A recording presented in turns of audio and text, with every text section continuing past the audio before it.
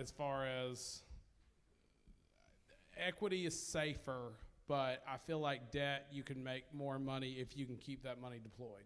It really depends on what kind of fund you have. Oh. There's equity funds or debt funds.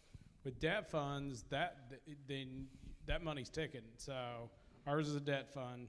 So when that money's not You're utilized, paying interest on it, You are- is yeah, what you are mean. yes. So you're motivated. So I mean, it's debt versus equity. So the good thing about debt is your upside can be much more.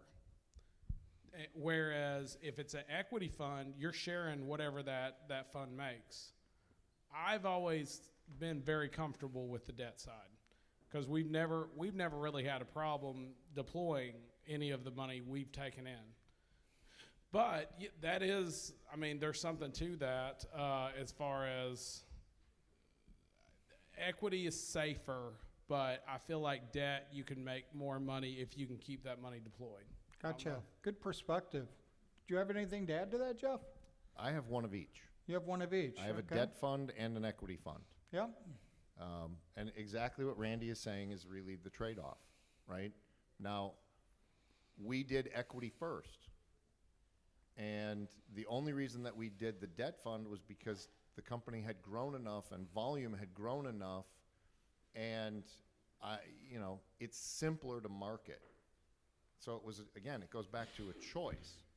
The challenge is the same, but the choice was different. We chose the debt fund in a 506, Reg DC fund, whatever the order is.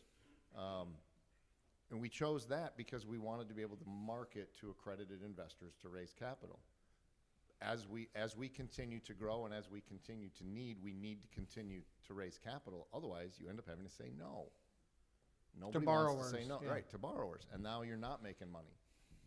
But as long as you can keep it busy, both models work, just one is a lot easier to manage.